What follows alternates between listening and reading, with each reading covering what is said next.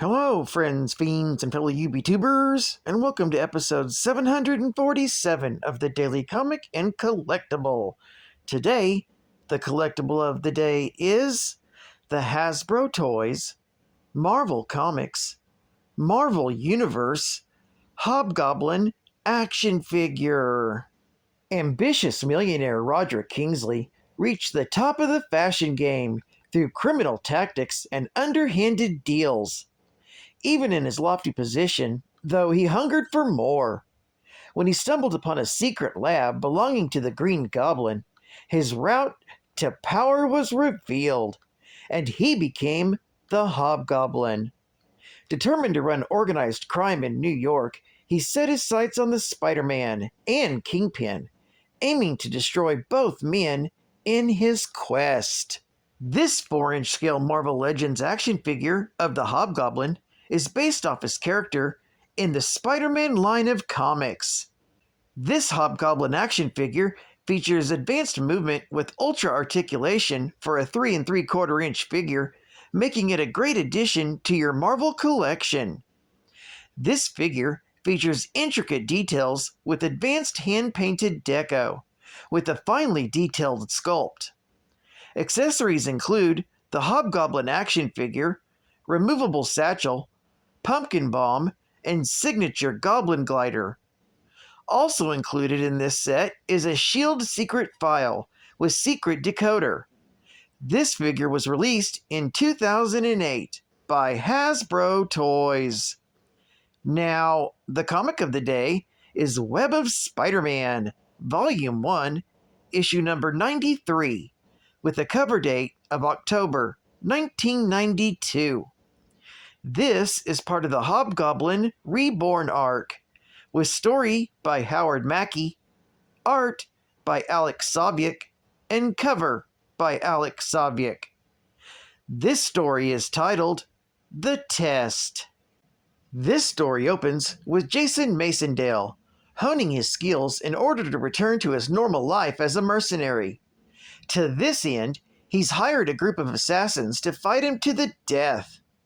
Each assassin has a piece of the Hobgoblin's costume for Masondale to collect. In an attempt to jar Jason, they've nailed up a dummy of Spider-Man in a corridor to the warehouse they're fighting in. This does little to faze Jason Masondale, who manages to kill 2 of his would-be killers. Meanwhile, at the apartment shared by Peter and his wife Mary Jane, Spider-Man tries to make up to his wife for being out helping Betty Brant recently. When she learns that he brought flowers and candy, she forgives him. After a moment of romance, Peter tells his wife about how Betty Brant is no longer blaming herself or anyone else for the tragedies in her life, even going so far as forgiving Spider-Man for all her woes. When Peter assures Mary Jane that Betty still only considers him a friend, Mary Jane warns him not to be so naive, especially after the apparent return of his parents. Meanwhile, back at his hideout, Jason Masondale is still running through his gauntlet of death, having only recovered the mask and cape of the Hobgoblin. As he searches for the other assassins, he thinks about his colored career. His beginnings as a soldier of fortune, to his reinvention as the costumed assassin Jack-O-Lantern. How later he discovered that Ned Leeds was the Hobgoblin and had him assassinated in order to usurp his identity and gain more business.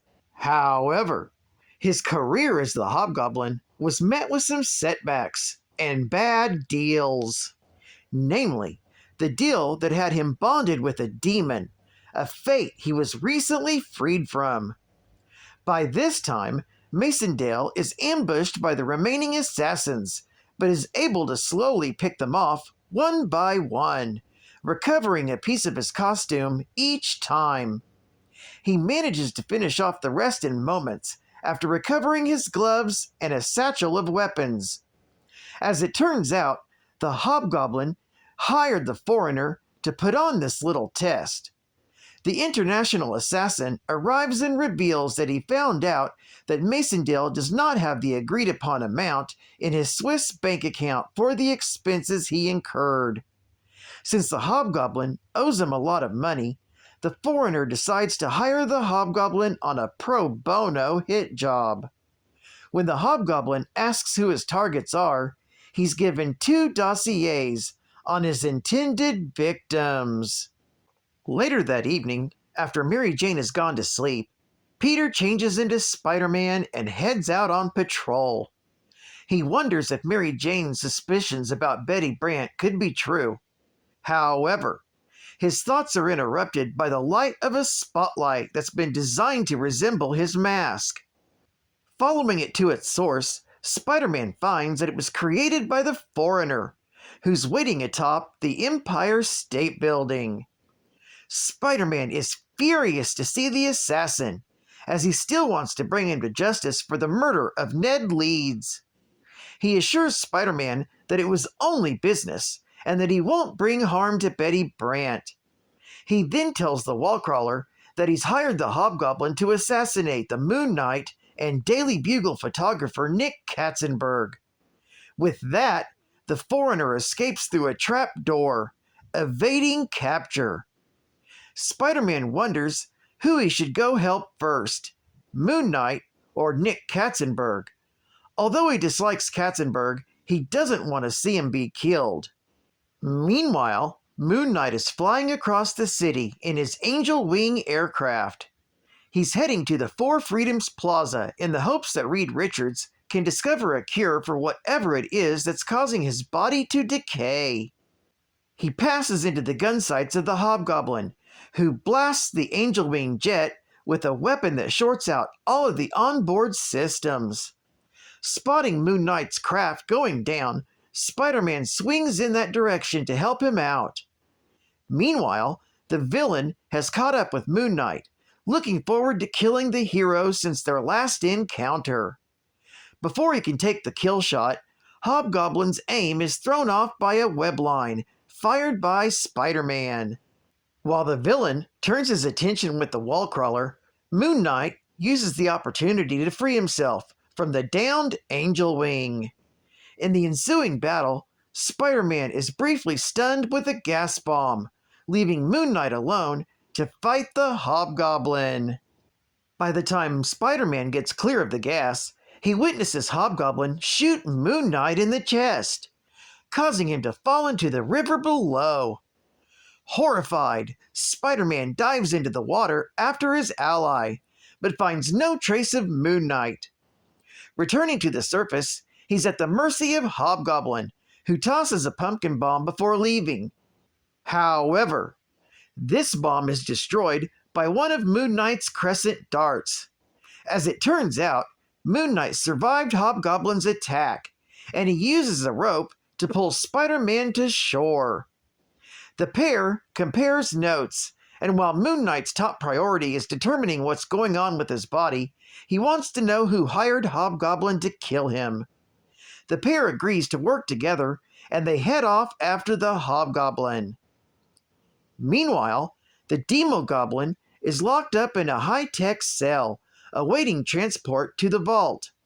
However, he doesn't intend to stay, as he has his mission to cleanse the world of sinners. In order to get out, he uses his mystical connection to the spider doppelganger, compelling the creature to come and set him free. This story is continued in The Web of Spider-Man, issue number 94.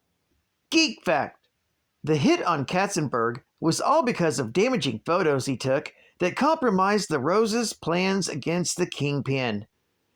These photos were taken in The Spectacular Spider-Man, issue number 173.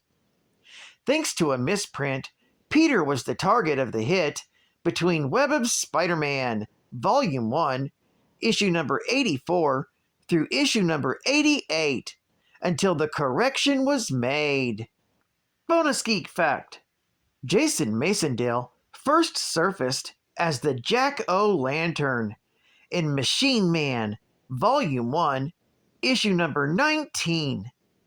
He then learned about Leeds being the Hobgoblin in Amazing Spider-Man, Volume 1, issue number 289, Hiring the Foreigner for the Murder of Leeds.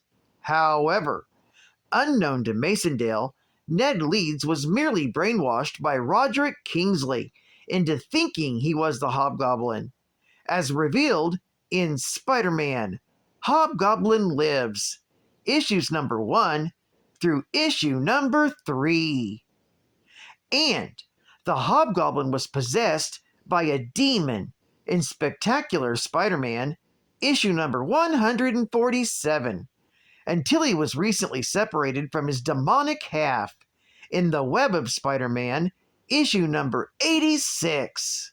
State-of-the-art gaming! Guess who's coming to Super NES? These turtles are in for the time of their lives.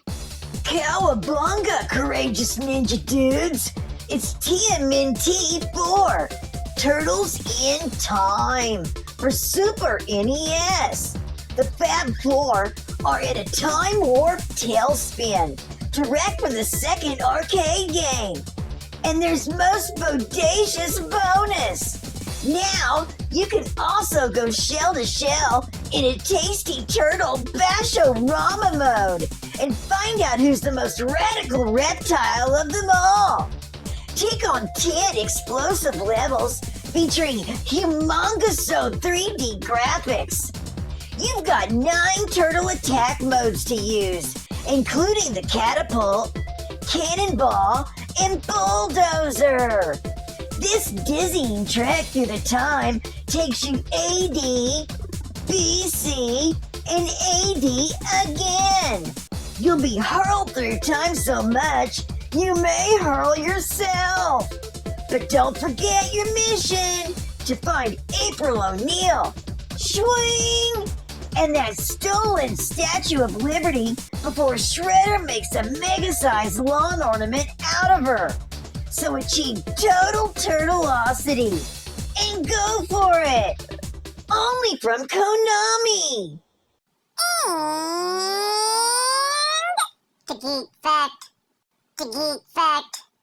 You put the boom boom dear to my heart. You put storm sky high when the fighting starts.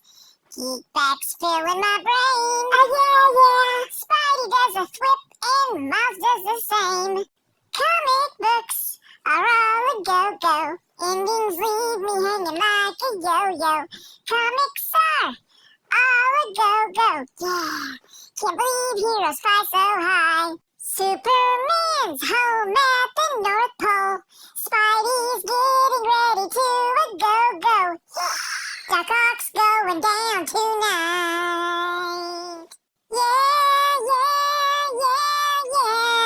The geek fact. Little is known about the past of the assassin and mercenary who calls himself the Foreigner. It's established, however, that he was formerly married to the international mercenary Silver Sable. After their divorce, the two continued a semi-serious game of trying to assassinate each other using various means. Foreigner first clashed with the hero Spider-Man when he made a wager with his fellow mercenary Chance that Chance couldn't defeat Spider-Man. Foreigner won the bet. Later, Foreigner became romantically involved with Spider-Man's ex-lover Black Cat when he was hired to retrieve a gold notebook from her that she had stolen from the office of the crime lord Kingpin. Foreigner claimed he wanted to form an alliance with her to take down Spider-Man, but in reality, he wanted to recruit Spider-Man for his organization of assassins, the 1400 Club. He was not successful in his goal and parted company with the Black Cat.